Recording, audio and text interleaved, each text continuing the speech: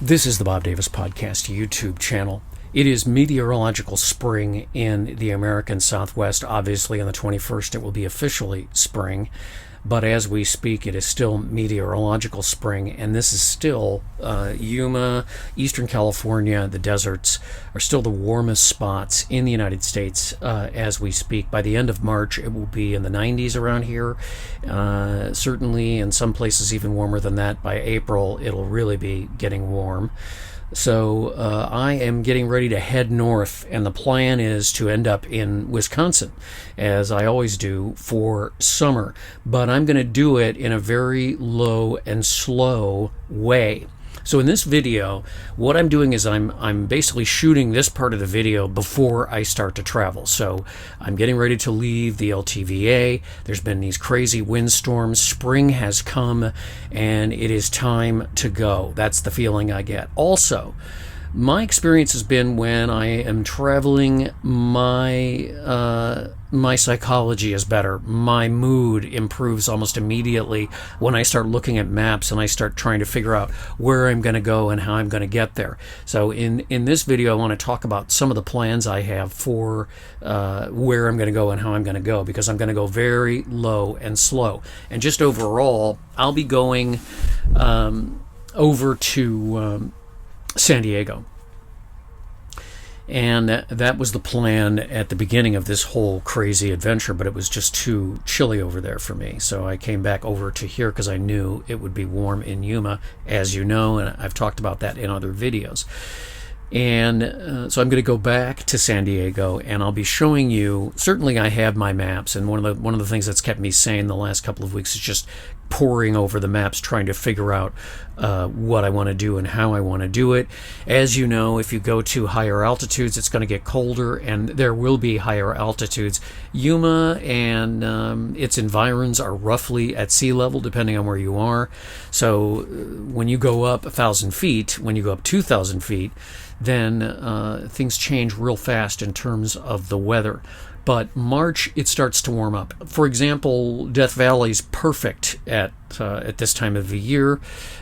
San Diego is actually pretty great about this time of the year. So I'm going to talk about my plans for what I'm going to do, and we'll see if things change. Obviously, the great thing about travel is it's a process of discovery.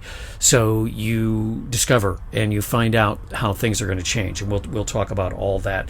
You know, prep for travel, if we're going to talk about 2025 spring road trip plans, always starts with maps.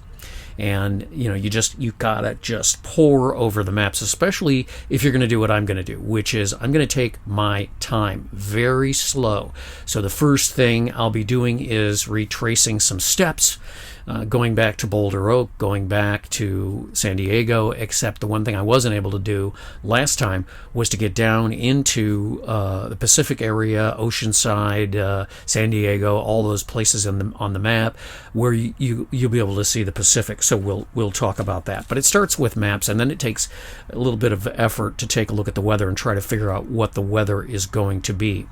So for me, as I get ready to leave the LTVA, it's a new moon. It's a beautiful, landscape. There's something special about these windstorms that seem to come with spring and weather events, weather change.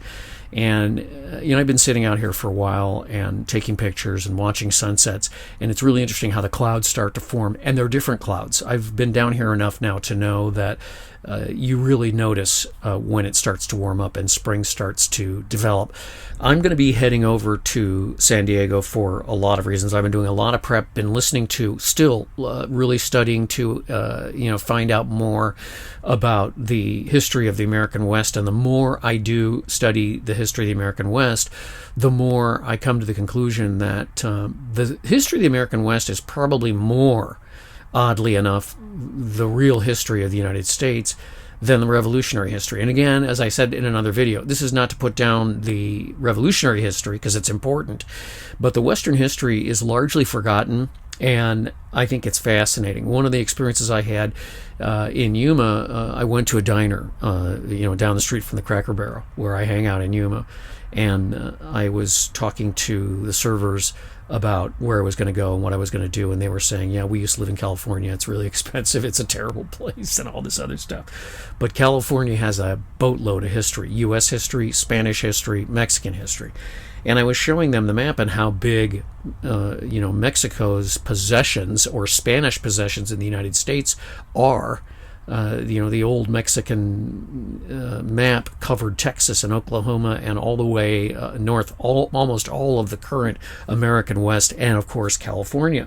And they had a thing called the mission system, which, as far as I know, and this is what I've learned, was pretty much designed to subjugate the Indians. And we'll talk about that, because I want to get some great video of some of these missions: San Diego, San Luis Obispo, and some of these other places in California that are really, truly historic. People don't talk about what the Spanish did most of the time. We because we're Americans, we talk about what happened with the Native Americans. We don't talk about too much about what the Spanish did. But the Spanish colonized this part of the country starting in like early 1600s at the latest. And again, the main reason I'm going now is, first of all, I'm on pins and needles, and second of all, the weather is changing and it's going to become more pleasant to travel at higher altitudes, and also to head over to San Diego, where the temperature is about 70, 75, and I think that's good enough for me. A lot of history, a lot of stories, and it all starts here in the LTVAs or in the Cracker Barrel parking lot in Yuma. So here's the plan overall, real quick. My plan is to head west to San Diego for now. Then we have a decision to make. Once we go through San Diego and hit some of the missions, then it's a question of whether I go to Joshua Tree for a couple of days, or to then west to Santa Barbara from Joshua Tree, or do I go up to Death Valley and then cut down again? This is beautiful weather for Death Valley, so I'll be trying to figure that out as we go. And the reason for that is, one of the things that I've learned is if you take your time, so if you go someplace and stay for 4 or 5 days, it's a lot cheaper to travel. Secondly, if you take your time, then you actually can find some interesting things that are great to talk about in terms of travel. As you know, I'm not big on the travel logs. This is where I stayed, this is what I did, this is where I went. I am big on just sharing experiences and talking about travel experiences, because I love to travel. For the time being, the plan is to go up the PCH, the Pacific Coast Highway. It's been a number of years since I did that, so I'm kind of excited about doing that. So all of these things are going to be part of this video as we talk about 2025 spring road trip, and it's exciting. One of the things that I love about doing this is the excitement of getting ready to travel.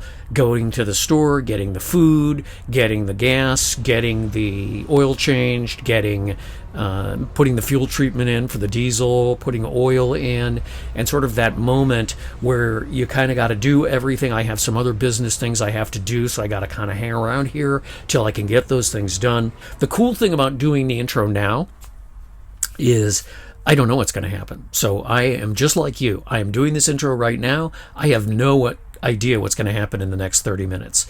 So here we go.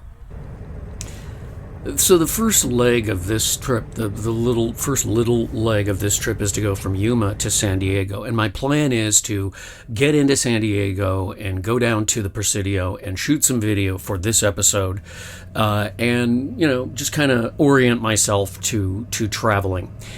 And one of the ways, that a really good way to do that is, again, keeping with this low and slow idea of travel, is to just hole up in a campground somewhere for a few days and get my head straight as far as what I'm going to have to do when I go to sort of shoot video for this first leg of what I would refer to really as 2025 spring mega trip or mega road trip or whatever you want to call it.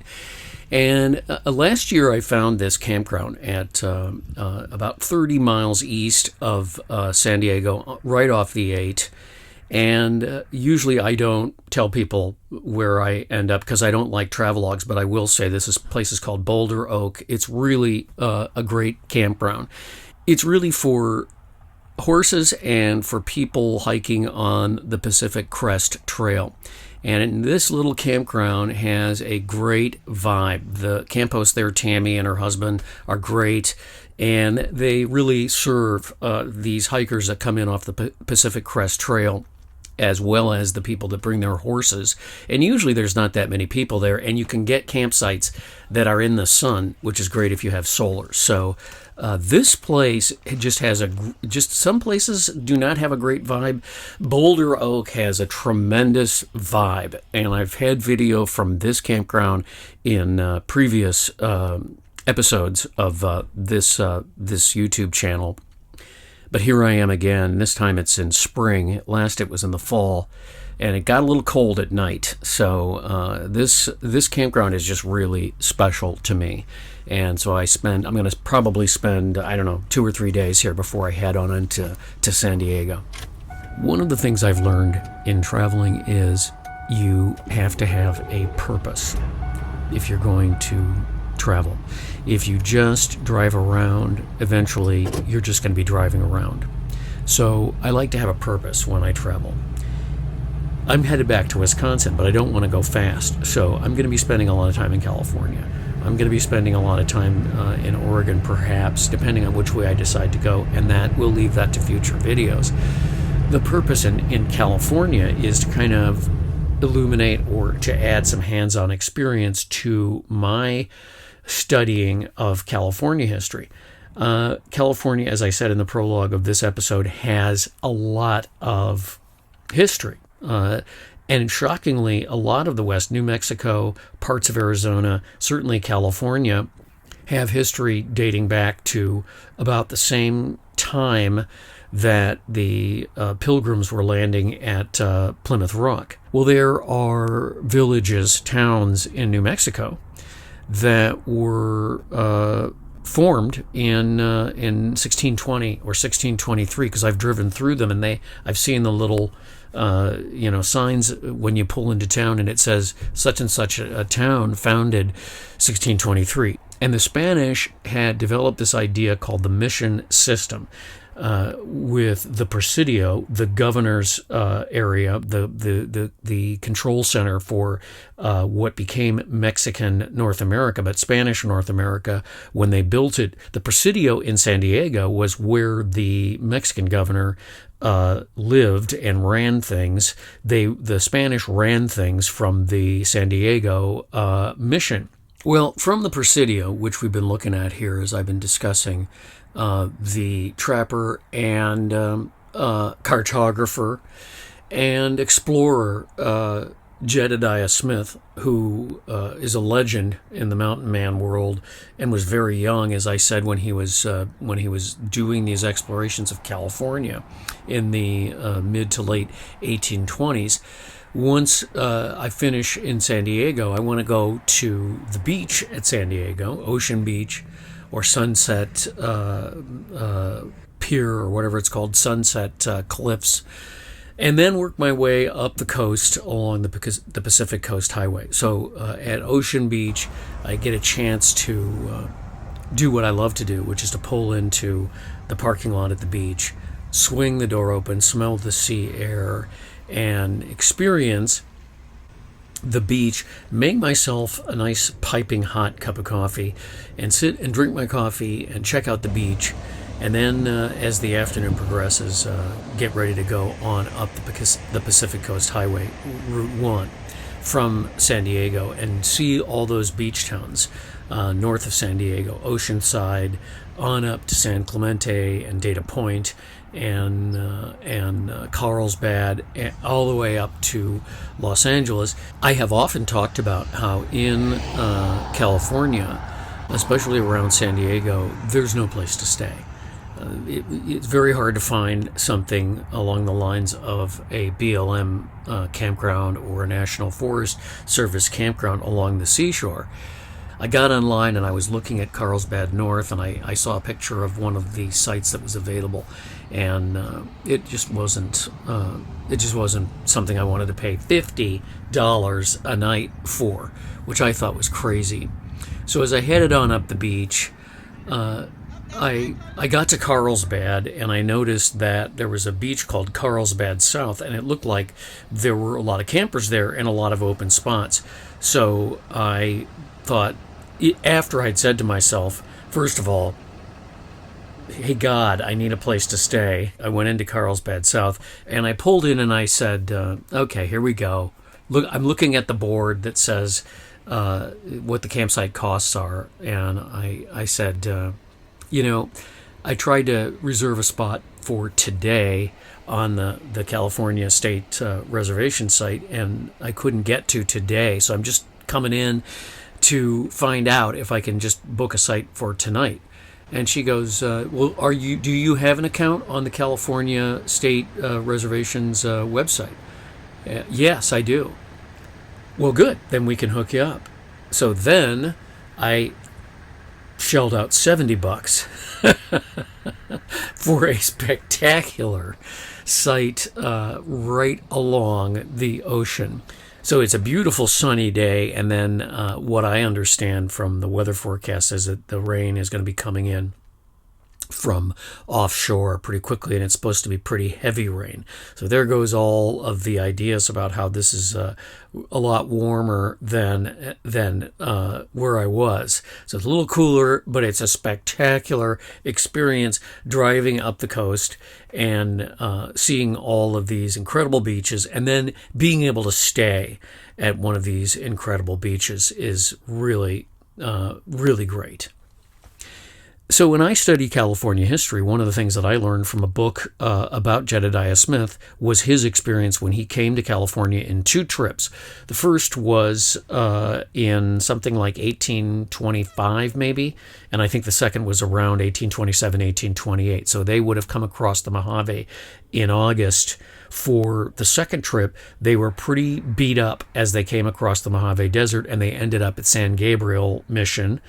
And there he learned a little bit about the Spanish mission system. And his experience with the mission system was the realization that the Spanish had created this mission system for the sole purpose of subjugating the native population of California and what later became Mexico and what is California.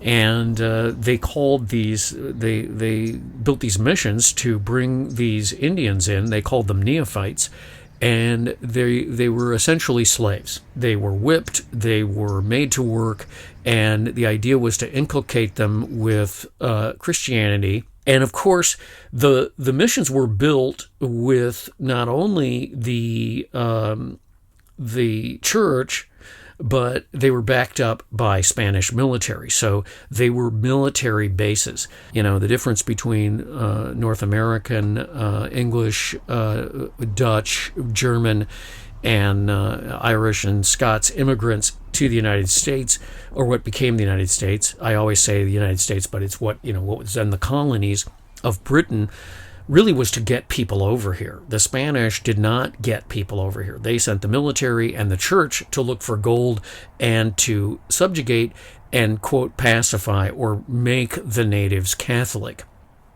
So if you go to San Juan Capistrano, you will see a lot of material from the people that built the museum there, which essentially is the church, because it's still a mission, about how Father Sarah helped the Indians and did all these wonderful things. And maybe he did. I'm not going to say that he didn't.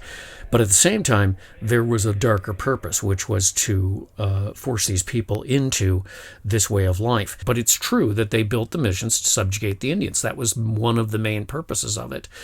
And they're still here. The Presidio is beautiful. The architecture is beautiful.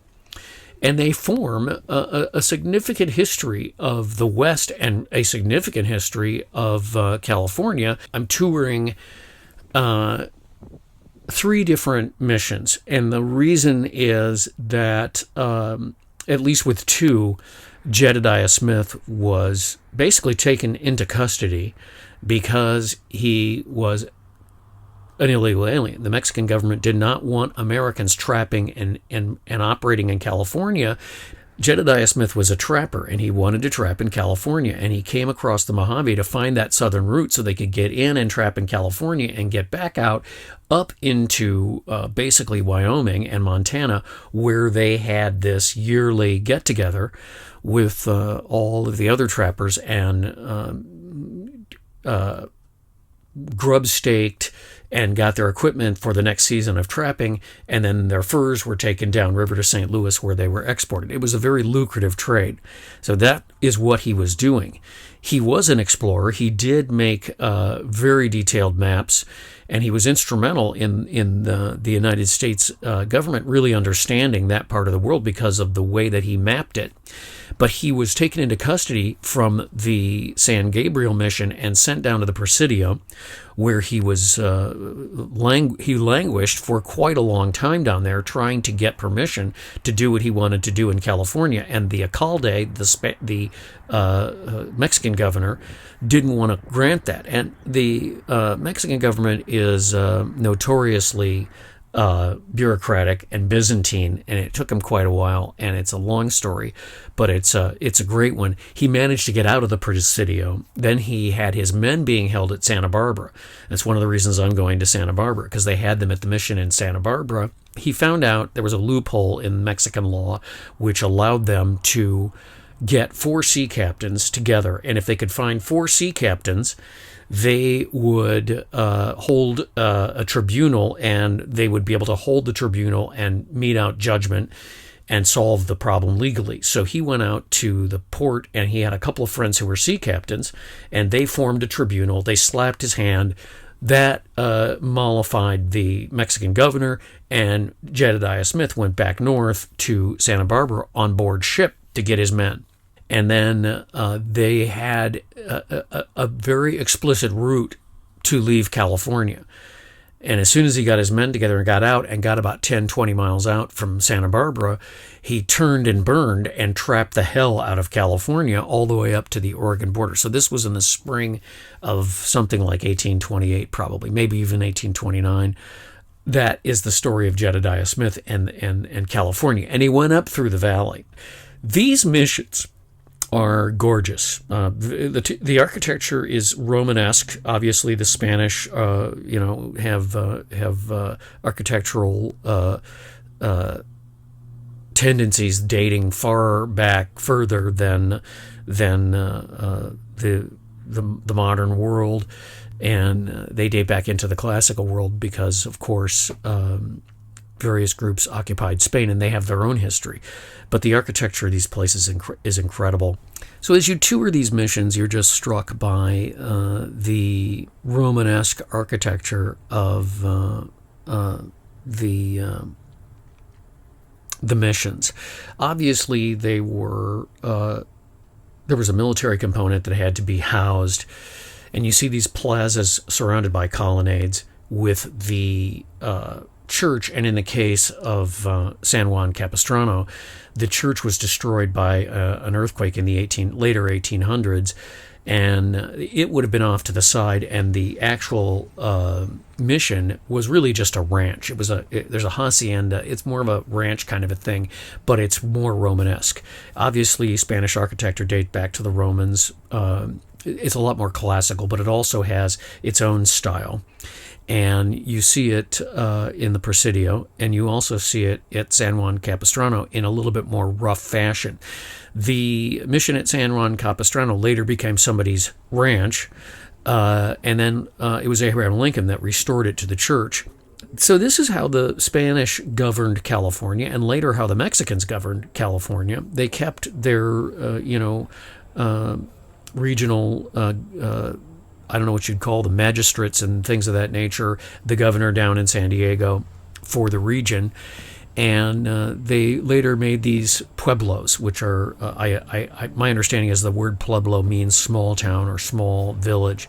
And the idea was to build villages around the missions. So they did this, San Bernardino. Some of these places are very famous: San Francisco, Santa Barbara, San Bernardino, San Juan Capistrano, obviously San Diego, and they're all up the coast. San Bernardino. So the San Bernardino mission figures, more prominently with the 49ers, who, when they came out of Death Valley, this would have been one of the first places they encountered. Certainly it was true with Jedediah Smith and San Gabriel. Coming out of the desert, if it hadn't been for the fact that they found this place, they would have died. But you see, these missions were designed not to get all the Indians to do their work for them, and so they were abundant. The Smith talked about when he went to San Gabriel. When he got to San Gabriel, they were starving, and they killed a cow, and they ate the cow, and they found some vaqueros who were from the mission, and they said, "Well, you come up to the mission. We'll give you what you need." And so when they got to the mission, the fathers were living the lap of luxury. They had their own great wine. They had all sorts of meat and fowl and fish, and all sorts of corn, beans, rice, all sorts of things that they were growing in the vast farmlands which surrounded the crops which surrounded the mission at the time. And the Indians were doing all the work, and Smith noticed this, and the priest who was running the mission basically imprisoned him. He put him under house arrest because the Mexican government wanted to talk to him and figure out what he was doing.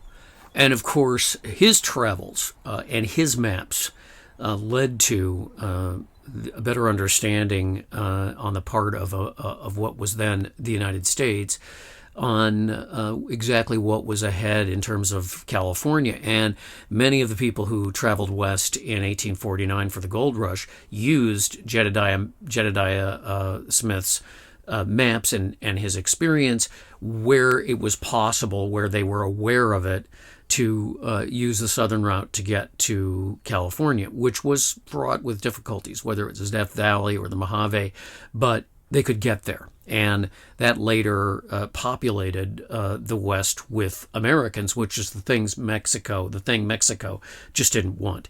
But that's really another story. So as the Spring 2025 mega road trip continues, I am struck by the beauty of these missions, the architecture of these missions, despite whatever purpose you ascribe to those missions, depending on your view of history. There were both good and bad impacts. These backdrops behind the pulpits at these missions were erected, at least the one in San Gabriel, in 1810. You can imagine the impact that this had on the natives who had never seen anything like this, or even Jedediah Smith and his men who had never seen anything like this either. So this was viewed on their part as these guys living in the lap of luxury, which they were. They had an abundance of game and crops and an abundance of help. However, they obtained it to give them this life and for them to, trade what they knew with the natives. Although I hesitate to call it a trade, but that's my opinion. Again, the whole thing about travel is the process of learning, and I do on this channel. I talk about the effects on our minds that travel has, rather than do travel logs. Yeah, this video has been kind of a travel log, but most of the time what I'm thinking about is what I'm thinking about. I'm thinking about what I'm going through as a traveler, and I'm sharing that because I think that's really what it's about. Travel is really about layering in experiences and education. And the more I travel, the more experience I have, the more I am, quote, educated, unquote, about things. And again, as I said earlier, I would never have stopped at a place like this. I would never have stopped at San Luis Obispo and the pueblos along the way that were built around these missions. San Juan Capistrano or San Gabriel, or I'm sure Santa Barbara, I would just travel straight through. So when you have a purpose, when you sit down with the maps, as I have, and in preparation for your trip, and when I say prep, it's fun. You just sitting there going, well, where do I want to go? What do I want to do? Where am I going to stay? Trying to figure out the loose bones of the trip that you're going to have. It becomes really fun and exciting. And of course, as I sit in Los Angeles and prepare to head out for the future, the plan is to go up to first Coachella and just kind of reset. And then I'm going to Death Valley for a few days because I love Death Valley. And then back over to Fresno and down to Santa Barbara and up the Pacific. I keep calling it I can't even say it. The Pacific Coast Highway, the PCH. And I don't know how far I'm going to go because the issue has been climate. The issue has been I don't want to get too far up the coast in late March, early April. Oddly enough, Jedediah Smith did that, and they encountered quite a lot of heavy weather, a lot of rain, and a lot of snow as well as they worked their way up the valley, trying to figure out how to get over, I guess, the Sierras or the mountains that are to the west as you work your way up toward the Oregon border. And they were doing this at this time of the year, which is March, April, when I'm recording this. That's when they were doing what they were doing. So they rode out of Santa Barbara probably in early March or late February and worked their way up the valley, and they were crossing the Oregon border somewhere around April. And they kept trying to get over the mountains, and they just couldn't do it because of the snow. So you don't want to get in those mountains, the Sierras or the mountains when you get up into Oregon and Washington State. You don't want to get into those mountains too early in the year. And if I'm going to take the northern route, which is 2 across Montana and North and South, North Dakota and ultimately Wisconsin, then I want to make sure that we are doing it late enough in the year. But this has been a great first blush. And these videos, as I work my way up the coast, are going to be sort of consecutive episodes. So you're going to be able to travel with me on this mega road trip for 2025. Now, every single video that I do, every single episode is not going to be called, Mega Road Trip Part 3, because it doesn't relate to anyone else that might see those videos separately. But this is essentially a series, which is the trip home. And I don't recall doing it this way in the past. So this has been a significant change in terms of how I do what I do, by taking my time, by stopping and spending 3 days at Boulder Oak, by driving across to the beaches. I wish I had the resources to spend, even more time at a place like Carlsbad South, to just get into the rhythm of the travel as opposed to rushing. So when we think road trip, we think truck stops, and we think, snacks and filling the car with beef jerky and candy and everything else, and just driving straight through until we reach our destination. That's not how I think of a road trip, especially not anymore, because I am a nomad and this is what I'm doing. So I can take my time and I can experience things and talk about those experiences. And that's what we're doing here, is just going through these places and taking it all in, taking in the weather and taking in the climate and seeing friends and going to the beach and going up into the mountains and seeing these old missions and spending some time, as opposed to running pell-mell to wherever you're going and either A, just not spending enough time where you want to spend the time, or B, traveling so fast that you get caught in seriously bad weather and you start having a bad time. So the only way to avoid that is to just take your time. And I kind of learned that about 3 years ago during COVID when I didn't go back to Wisconsin for the summer because it was just too far and too expensive. So I spent most of the summer up in Colorado and Utah and Idaho, just camping and going around and seeing different spots in Colorado and up in Utah, and camping at different national forests, campgrounds, and things like that. And I kind of remembered that, and I kind of remembered how pleasant that was to just, I mean, I spent like 4 days, 5 days in a Cracker Barrel parking lot at one point because I got COVID and I was just down. I couldn't do anything. And I just sat in this parking lot in, I don't know whether it was, I guess it was Boise. I don't know. One of those towns, one of those Utah towns. It wasn't Salt Lake, but it was south of there. And I learned that it is far better to really take it at a granular level. And that's what we're going to do all the way up to the border of Oregon. And then we're going to make a decision about whether we go up through Washington or whether we cut over. It just depends on the weather and what's happening in the world and how I feel about where I'm going and what I'm doing. And finally, one more point that I wanted to make is that people talk about California being weird or different, and it is expensive. So there's that. But they talk about it being weird, and it doesn't seem right. If you're from Illinois or Indiana or even in the East or the South, you don't understand why California is so weird. And like much of the Southwest, the thing to remember is it really has been part of 4 countries. Obviously, the natives. Secondly, the Spanish. Thirdly, the Mexicans.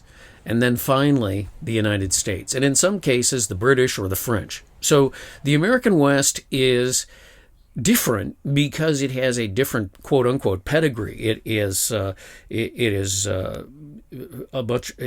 colonies were pretty much all English to begin with, and then as time progressed, that process continued as we worked our way west. But when we got to these parts of the country, our education is, well, there was nothing here. It was just, there was nothing here. But the reality is that there was a teeming culture in this part of the country for perhaps as much as 10,000 years. We don't know. And then there was a teeming culture beginning in about 1600, and depending on what part of the Southwest you're talking about, that was Spanish. And then after about 1820, that was also Mexican. So the Mexican government, before it, the Spanish government, before it, natives and their culture, their ways of doing things, is what makes this one of the most interesting places in the United States and probably in the world, because when you take in the vistas and you take in the natural beauty of all that is in the Southwest, it becomes really a special place. And it's been great to be able to just spend some time here. Thank you for the donations, as I mentioned, and thank you also for watching and subscribing and commenting, and thanks for joining me on the journey. From the desert to the mountain to the beach, the 2025 spring mega road trip is underway. Let's see what happens next.